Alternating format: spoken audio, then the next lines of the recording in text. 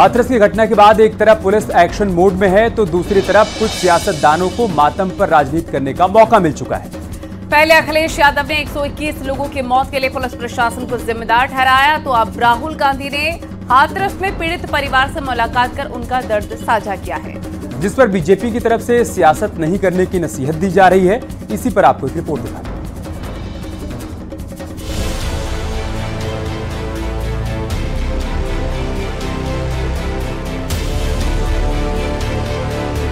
बात भी गई, मेरा बेटा भी गया भैया, मेरा जीने का सहारा खत्म हो गया भैया। क्या कहा जब आपसे मुलाकात हुई है? यही कहा था कि आप क्या चाहते हो, मैं सांसद में जाके वहाँ क्या कहते हैं इसकी अपील करूँगा। उन्होंने आश्वासन दिया है कि पीड़ितों को सही वो मिले, अच्छा है। अपने घर वालों को संभालो, उन्होंने यही कहा है मुझसे, जो कि मैं जब से मेरी बहन गई तब से मैं कर ही रही हूँ। भगदड़ कांड के पीड़ितों से राहुल की मुलाकात, पीड़ितों के जख्मों पर राहुल गांधी का मरहम, हाथरस की कहानी का राजनीतिक रोड मैप।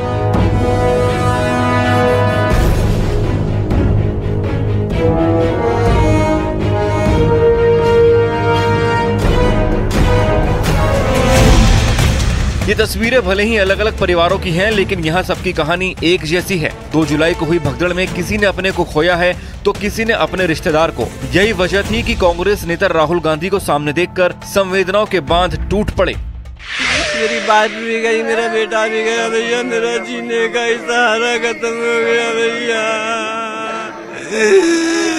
कैसे जिंदगी कटेगी भैया, एकदम याद आते ऐसी लगता मैं भी आत्महत्या कर ली अपनी भैया। हाथरस और अलीगढ़ में राहुल गांधी पीड़ित परिवारों के जख्मों पर मरहम लगाने पहुंचे थे, लेकिन ऐसे मौकों पर सियासी हमलों की भी गुंजाइश होती है, लिहाजा राहुल गांधी ने सरकार और प्रशासन को घेर लिया। दुख की बात है, बहुत परिवारों को नुकसान हुआ है, काफी लोगों की मृत्यु हुई है, तो दुख की बात है। मैं इसको राजनीतिक प्रिज्म से नहीं कहना चाहता हूँ, मगर प्रशासन की कमी तो है जी, और गलतियां तो हुई हैं, तो ये पता लगाना चाहिए। और शायद सबसे जरूरी बात कि कॉम्पनसेशन सही मिलना चाहिए, क्योंकि ये गरीब परिवार है और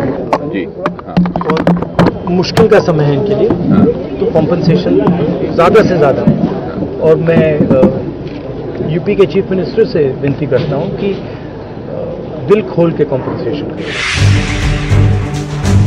इससे पहले राहुल गांधी एक नहीं कई परिवारों से मिले, लेकिन न्यूज 18 इंडिया के संवाददाता ने जब राहुल से सवाल करने की कोशिश की तो उन्होंने कोई जवाब नहीं दिया। राहुल जी कुछ कहेंगे? आपने परिवार से मुलाकात की है, राहुल जी 15 मिनट मिले हैं, राहुल जी कुछ कहेंगे क्या? समय कम था, लोगों की तकलीफ ज्यादा थी, इसीलिए राहुल गांधी भी जल्द से जल्द उन परिवारों का दर्द बांटने की कोशिश कर रहे थे जिन्होंने 2 जुलाई को हुए हादसे में किसी अपने को खोया था। इस दौरान पीड़ित परिवारों से राहुल गांधी ने हाथरस भगदड़ कांड का मुद्दा संसद में भी उठाने की मांग की। ये कहा था कि आप क्या चाहते हो, मैं सांसद में जाके वहाँ क्या कहते हैं इसकी अपील करूंगा। ये मुआवजा कम दिया जा रहा है और इस मुआवजे को बढ़वाने की कोशिश करूंगा। बोल रहे हैं हमारी यहाँ पे वो नहीं है सुनवाई और हम बाहर आके उठाएंगे। उन्होंने बताया वो उसमें विधानसभा में वो उठाएंगे सवाल, और सवाल के तहत जो कुछ होगा तो वो किया जाएगा। राहुल गांधी के बयान की सियासी लपट बीजेपी के दरवाजे तक भी पहुंच गई। वो चिंता न करें, आ चुके हैं। वहाँ संवेदना व्यक्त करने के साथ साथ हमारा प्रथम उद्देश्य होना चाहिए कि मृतक आश्रित के परिवारों के कल्याण के लिए सोचें, उनका मुआवजा दें और उनका इलाज कराएं। तो मैं उत्तर प्रदेश के मुख्यमंत्री गए थे, मेरी लोकसभा के लगभग 17 लोगों की मृत्यु हुई है, उनके घर पे भी हो आया हूँ और प्रतीकात्मक कल सुबह चेक भी दे के आया हूँ, और जो बचे हुए लोग हैं उनके यहाँ भी जाऊँगा। हाथरस भगदड़ कांड का मुद्दा लगातार गर्म हो रहा है, यही वजह है कि इसकी तपिश अभी और दूर तक जाने वाली है।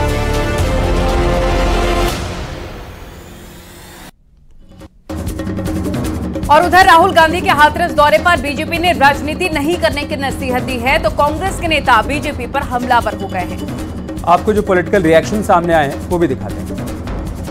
पीड़ितों से उनका दुख दर्द साझा किया, उसके बाद एक अलग भी बात की, कुछ लोगों से, परिवारजनों से भी बात की, उनसे हालात जाना, उनसे पूछा मैं क्या मदद कर सकता हूं, हमारी पार्टी क्या कर सकती है। निर्देश दिए उन्होंने वहां कार्यकर्ताओं को कि जितनी क्षमता है पीड़ितों के आंसू पूछने में लगाएं। राहुल जी के दौरे का यही मतलब था। ये कोई राजनीति का विषय नहीं है, जो विषय है व्यवस्थाओं को बेहतर करने का। इसके लिए मुख्यमंत्री जी ने एक निर्देश दिया कि एक नियम, एक स्टैंडर्ड ऑपरेटिंग प्रोसीजर गहराई से बनाया जाएगा, जिसमें हम लोग इस बात को देखें कि 1000 लोग इकट्ठे हो रहे हैं या 1 लाख लोग इकट्ठे हो रहे हैं, उनके लिए मूलभूत नागरिक सुविधाएं, पानी, शौचालय, बिजली, पंखा, ये व्यवस्था क्या होनी चाहिए। कोई स्थिति परिवर्तित हो जाती है, आंधी तूफान आ जाता है तो क्या होगा, और कोई आपात स्थिति आ जाती है तो जैसी इस केस में आई तो क्या होगा। तो तीनों परिस्थितियों को मिलाते हुए एक एसओपी बनाई जाएगी, जिसमें आयोजक की जिम्मेदारी क्या होगी, सरकारी एजेंसियों की जिम्मेदारी क्या होगी, ये तय किया जाएगा।